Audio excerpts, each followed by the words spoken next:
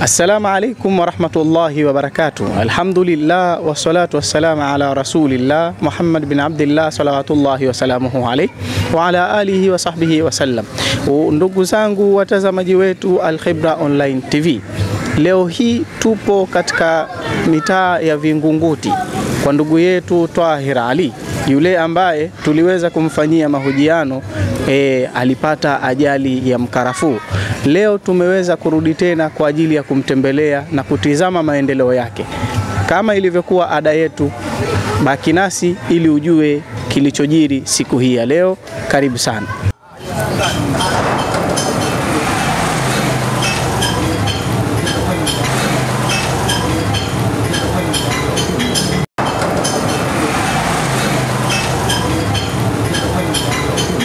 Assalamu alaikum warahmatullahi wabarakatuh. Watazamaji wetu Al Khibra Online TV, kama tulivyoeleza hapo awali, tupo nyumbani kwa kina Tahir.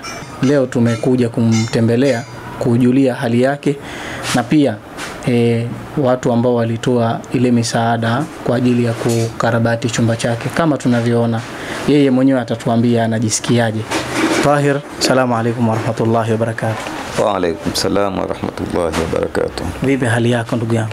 Alhamdulillah, niko poa, naendelea vizuri. Masha Allah. Hapa katikati hali ya hewa ilibadilika kidogo.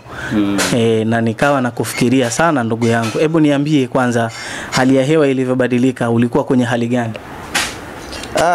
Ni kweli kwa kama sisi ambao hali zetu zikifika kipindi cha mawingu hizi. Ikifika kipindi kama hichi huwa unapata salamu mzuri kwanza, maana homa zinakuwa hazitoki, ni za mara kwa mara, lakini nashukuru kwa mambo yanaenda. Masha Allah. Kuna ugonjwa wowote ulikupata kipindi hichi au hali ilikuwa shwari? Ni homa tu, ni homa za hapa na pale. Ni homa, nadhani ni kutokana na mazingira ya mawingu haya. Ni kutokana na mazingira ya mawingu. Kama nikishafika kipindi cha mawingu kama hichi kidogo kinakuwa ni tafrani, ni tafrani kidogo. Na huwa hali hiyo ikikupata, ni vitu gani ambavyo huwa unatumia? Ni kama ni dawa ama huwa daktari anakuja kukutizama nyumbani au? Kikubwa ni dawa kwa sababu nishakuwa ni jambo la mara kwa mara. Kwa maana hiyo inapofikia kipindi cha mawingu unajua hii sasa hali isha change. Kwa maana lazima unalipokea lile takalo kuwepo, ni dawa tu za maumivu na dawa za homa basi. Yani hapo sana zinakuwa ni dawa za maumivu na dawa za homa. Ni dawa za maumivu na dawa za homa. Siku zinaenda. Sawa. Lakini kwa sasa hivi hali yako kiujumla? Kwa sasa hivi niko vizuri alhamdulillah. Labda kidogo vidonda. Kidonda kidogo vinakuwa vya hapa na pale kwa sababu mwili ni wa kukaa. Vidonda ile kupotea moja kwa moja inakuwa ni mushkeli kidogo, inakuwa lazima vinakuepo, vinaondoka, vinakuepo. Sawa. Na hali ya vidonda huwa vinasafishwa mara kwa mara au inakuwaje? Lazima kusafisha, ni mara zote, asubuhi na jioni vidonda lazima visafishwe. Kwa sasa kwa vidonda vyangu inabidi hata hizi dawa za hospitali niona nimebadilisha. Kwa sasa natumia dawa za asili zaidi. Ukisema dawa za asili ni kama dawa gani? Asali kiufupi. Asali unatumia kwa ajili ya kusafishia. Na asali hii kidogo ni asali kwa wanaozijua wanaita asali za nyuki wachanga. Nyuki wadogo. Nyuki wadogo. Asali ya nyuki wadogo. Asali ya nyuki wadogo, nadhani kwa watu wanazifahamu hizo. Yani bimaana hiyo ikipatikana katika masala ya vidonda vyako inakuwa mashaallah. Ni afueni, afueni sana kwangu. Na hakuna tofauti nyingine tofauti na asali? Hakuna dawa zingine? Kwa dawa nishajaribu za hospitali. Lakini kutokana na mwili wa kukaa inakuwa ni bado sijapata ile dawa ambayo ilikuwa hazileti matokeo mazuri. Sawa. Sasa mpaka hizi nilipopata mtu akanambia hebu tumia hii. Nashukuru alhamdulillah, kidogo vinakuwa vinafunga. Ikifika muda kaskazi akiwa mkubwa sana vinacharuka kidogo, lakini baadaye vinarudi. Sisi Waswahili wa bara hatujaelewa hilo neno. Umesema kaskazi akiwa mkubwa, hebu tuweke sawa, kaskazi maana yake nini? Yani jua likiwa kali, jua likiwa kali kidogo, sawa. Kuna kuwa na vinafumuka kwa sababu ya joto linakuwa ni kubwa. Ya hali ya hewa nayo inachangia na kwa vinafumuka, lakini kipindi cha baridi vinakuwa kwa vidonda kwa sababu ya ile hali ya joto. Hali ya joto. Sawa. Vinakuwa havipoi moja kwa moja kiufupi, na mwili wenyewe ni wa kukaa moja kwa moja. Kwa maana hiyo kila ukikaa ukigeuka unakuta hapa pana pamechubuka, hapa pamechubuka. Sasa ile asali inakuwa ndo dawa yenyewe kwa sasa. Hiyo ni kwa upande wa vidonda. Upande wa haja inakuwaje? Haja natumia hii wanaita mipira hii, wanaita catheter. Sawa. Ya tokea nilipopata ajali, tokea siku ya kwanza mpaka leo ndo yani zinatakiwa ziwe zinabadilishwa kila wakati. Hizi mwanzo nilikuwa inakaa mwezi, lakini kwa sababu nishakuwa ni wa muda mrefu, daktari kanambia ni kila nisiweke kwa muda tena bana. Sasa baada ya wiki 2, baada ya wiki 3 nibadilishe, baada ya wiki 2, baada ya wiki 3 nibadilishe hii mipira. Sawa. Kwa hiyo hapo kwa mahitaji makubwa sana inatakiwa tupate asali na catheter za kutosha. Ama kama kuna mtu ambaye anaweza akawa na dawa mujarabu za hospitali vile kwa ajili ya kusafishia vidonda. Kwa kusafishia vidonda vile zinahitajika. Sawa.